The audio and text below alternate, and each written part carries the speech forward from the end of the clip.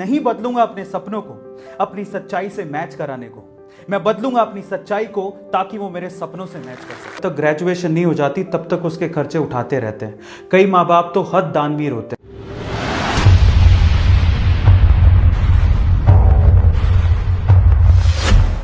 हमारे देश में एक अजीब सी परंपरा है। यहाँ पर माँ बाप अपने बच्चों के 10वीं तक तो खर्चे उठाते ही हैं। 10वीं के बाद भी 11वीं 12वीं और जब तक ग्रेजुएशन नहीं हो जाती तब तक उसके खर्चे उठाते रहते हैं। कई माँ बाप तो हद दानवीर होते हैं। जब तक बच्चे की जॉब नहीं लग जाती तब तक वो उसके खर्चे उठाते हैं और इस चक्कर में बच्चे बिगड़ जाते हैं।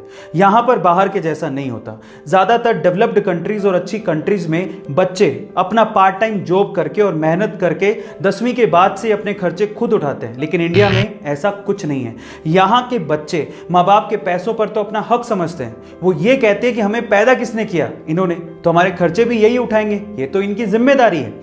हद तो तब हो जाती कि जिस चीज के लिए आपके खर्चे उठाए जा रहे हैं कम से कम वो काम तो करो, अपने सपनों को पूरा तो करो, अपने पांव पर खड़े होने के लिए मेहनत तो करो। लेकिन नहीं, ये भी वो लोग नहीं करते। ज्यादातर यूथ का कोई एम, कोई लक्ष्य नहीं है और ऐसे बच्चे फाइनली ठोकर खा के ही समझते हैं। ऐसे ही एक लड़के को उसके फादर ने इंजीनियरिंग कॉलेज में एडमिशन दिलवाया।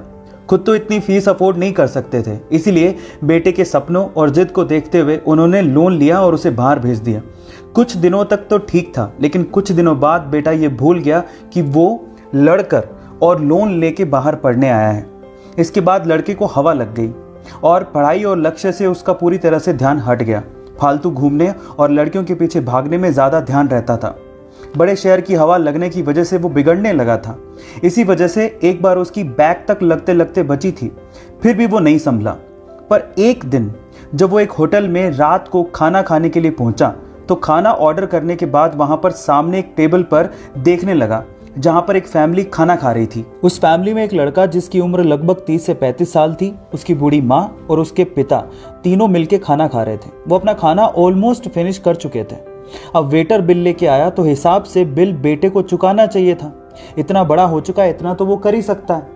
लेकिन वहां जो भी हुआ वो हैरान कर देने वाला था। उसने देखा कि बिल आने पर उस बेटे ने बिल को देखा ही नहीं और पानी पी रहा था। पिताजी भी अपना खाना फिनिश कर रहे थे और उन्होंने भी बिल को इग्नोर कर दिया। और तब उस लड़के की बूढ़ी माँ उठकर काउंटर पर गई और बिल दिया। अब जो लड़का उस फैमिली को देख रहा था उसे मानो इसमें अपना फ्यूचर नजर आने लगा। उसने ये सोचा कि अगर मैं भी ऐसा ही करता गया और पढ़ाई पे ध्यान नहीं दिया तो एक दिन मेरी भी हालत ऐसी हो जाएगी कि मैं अपने माँ बाप को एक अच्छे होटल में खाना तक नहीं खिला पाऊंगा। तब वो लड़का जागा और उसके बाद उसने अपनी सारी खराब आदतें छोड़ दी, अपनी पढ़ाई पर फोकस किया। इंजीनियरिंग के फाइनल ईयर में आते आते उसने ठान लिया था कि अब वो घर से एक भी पैसा नहीं मांगेगा। अपना रास्ता उसने खुद चुना, मेहनत करता गया और यूट्यूब की दुनिया में कदम रखा। और आज उस लड़के का यूट्यूब शॉर्ट्स का दुनिया का सबसे बड़ा चैनल है और 10 मिलियन से ज्यादा सब्सक्राइबर्स हैं। और आज ऊपर वाले की दुआ से कामयाब होकर वो लड़का आपके सामने खड़ा होकर अपनी कहानी सुना रहा है। जी हाँ गाइस, वो मेरी ही कहानी है। लेकिन मैं ये कभी नहीं चाहूंगा कि जो गलती मैंने की वो आप करें। इसलिए एक चीज हमेशा याद रखिएगा, अपने माँ बाप की परवरिश और उनके पैसों को कभी भी ग्रांटेड मत लीजिएगा।